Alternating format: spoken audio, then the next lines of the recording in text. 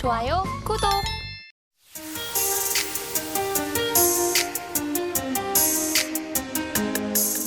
이어서 원픽 섹터를 알아보겠습니다. 대표님, 오늘 가지고 오신 섹터 사실 최근에 좀 찬물이 끼얹어져 있었던 네. 섹터이 제약 바이오 섹터인데 그렇죠. 지금 투자 관점 어떻게 보세요?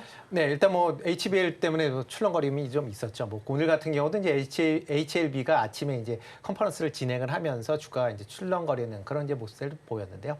뭐 그거와 별도로 이제 그런 이제 HBL 건 이제 개별적인 건이다라고 보시는 게 더 맞을 것 같고요. 산업 전체적으로 보면 여전히 관심 있게 좀 보시면 어떨까 싶습니다. 특히 이제 다음 주 같은 경우는 ASCO, 그러니까 아스코라고 불리는 이제 미국 임상종양학회가 이제 개최가 됩니다. 5월 31일부터 6월 4일까지 이제 개최가 되는데요. 이 개최하는 동안에 이제 초록이 아마 오늘 밤에 아마 초록이 나올 걸로 지금 예정이 되어 있습니다. 그러니까 초록이 나오는 이제 여러 기업들 같은 경우는 시장에서 관심을 가질 수밖에 없다라고 보여지고요. 물론 이제 이런 이제 임상학회가 이제 열린다라고 해서 물론 과거와는 다르게 열린다고 해서 주가가 간다라는 것보다는 이렇게 열리게 되면서 이제 새로운 신약에 대한 부분, 신약 물질에 대한 부분에 대한 관심 사항이 커질 수밖에 없는 거고요. 뭐 향후에 이게 연결된다라고 하게 되면 기술 수출이나 뭐 이런 부분으로도 같이 연결될 수 있으니까 그런 관점에서 ASCO는 가치 있게 좀 보시면 좋을 것 같고요. 그 중에서 오늘 이제 제가 갖고 온 거는 오스코텍입니다. 네. 뭐 오스코텍 같은 경우 많은 분들이 뭐 얘기를 많이 들으셨을 겁니다. 렉나자에 대한 이제 로열티 수용 기대감이 이제 제일 크다라고 보시면 되는데요.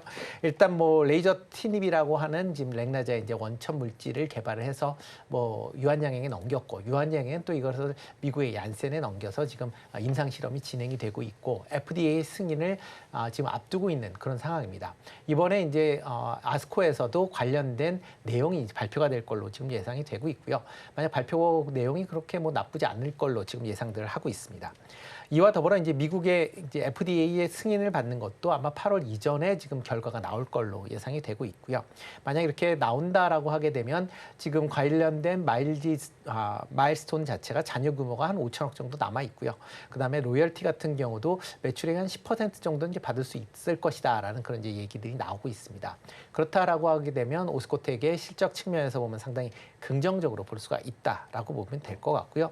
이 외에 뭐 알츠하이머나 그다음에 혈소판 치료제 관련된 그런 이제 신약 관련된 물질도 지금 계속 지금 실험에 하고 있는 그런 상황입니다. 그렇다라고 하게 되면 향후에 이제 다양한 파이프라인을 통해서 관련된 매출이나 아니면 이런 기술 수출에 대한 기대감을 키울 수가 있으니까 계속 관심 있게 보시면 어떨까 싶습니다. 네, 그럼 저희 가격 전략은 어떻게 잡아갈까요? 네, 뭐 최근 들어 이제 기관하고 외국인이 5월 10일 이후에 꾸준히 네. 지금 매수세를 보이고 있습니다. 지금 기관 같은 경우는 이제 8거래일 연속 한 57만 주 정도 매수를 했고요. 사모펀드 같은 경우도 지금 5월 10일 이후에 한 35만 주 가까이 순매수를 했습니다. 외국인도 같은 기간 20만 주 가까이 순매수를 할 만큼 일단 기관 외국인들이 관심을 갖고 있는 그런 종목이다라고 보시면 될 것 같고요.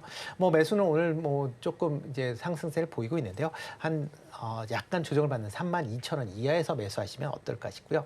목표 주가는 전고점을 넘어가는 38,000원대 이상은 충분히 가능하다라고 생각을 하고요. 손절은 25,000원에 하시면 좋을 것 같습니다.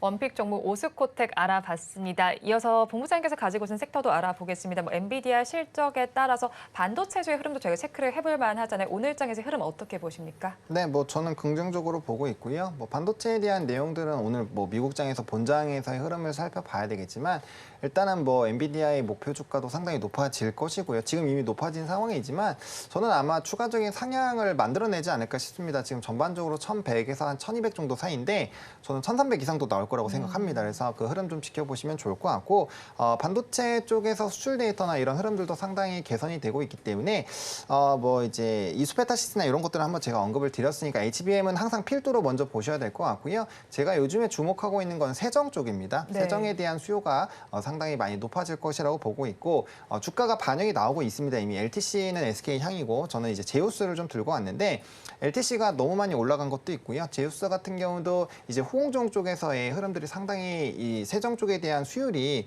영향을 주는 상황으로 가고 있기 때문에 거기에 따른 좀 기대감들이 받아지고 있다라고 보고 있고요. 고점에서 한번 이제 주가가 우상향하다가 한번 눌린 다음에 다시 한번 좀 주가에 탄력이 생기고 있는 상황이거든요. 그래서 충분히 주가의 상승 기조들 유지를 해볼 필요가 있을 것 같고 또 전공정에 대한 이런 수요가 늘어나다 보니까 전반적인 밸류에 대한 평가들이 나오게 되는데 제우스 같은 경우는 현재 밸류적으로 좀 저평가되어 있다라는 평이 상당히 나와 있기 때문에 거기서의 추가적인 기조들도 노려보실 수 있을 것 같고, 그다음에 이제 로봇 쪽 관련된 모멘텀도 있거든요. 그래서 로봇 쪽에 대한 흐름들이 뭐 두산 로보틱스나 이런 로봇 그 리포트를 읽어보시면 실적에 대한 부담감은 좀 있지만 대기업 기반으로 해서 움직이는 그런 부분으로 이슈가 된다라고 한다면 충분히 제우스 같은 경우도 반영이 나올 수 있기 때문에 기대감들을 좀 키워나갈 수 있지 않을까라고 봅니다. 그래서 일단은 반도체 쪽에서의 세정 기조가 상당히 강해진다라는 부분에서 매력 포인트를 잡으시면 좋을 것 같고요. 이제 매수 같은 경우는 조금 눌렸을 때 최근에 음봉이 상당히 많이 달려 있기 때문에 네. 뭐 그렇게 크게 이제 걱정하시면서 막 무리하게 따라가실 필요는 없거든요. 그래서 18,400원 라인에서 19,000원 사이에서의 좀 분할 매수 관점으로 보시면 좋을 것 같고요. 목표가는 1차로 21,000원을 잡기는 했습니다만 저는 충분히 정고점 상승 트라이를 좀 해볼 것 같습니다. 그래서 1차는 21,000원이지만 2차로는 이전 직전 고점이 23,700원 한번 정고점 트라이 한번 해보지 않을까라고 보고 있고요. 손절 라인은 16,400원입니다. 사실 해당 부분만 깨지지 않는다라고 한다면 추세상 문제가 없기 때문에 이 가격이 깨지지 않으면 홀딩을 하시고 그 근처 부분에서 지지가 됐을 때는 조금 더 비중 확대하셔가지고 평단 낮추고 좀 비중을 확대를 해보셔도 괜찮은 상황이다라고 정리 드리겠습니다.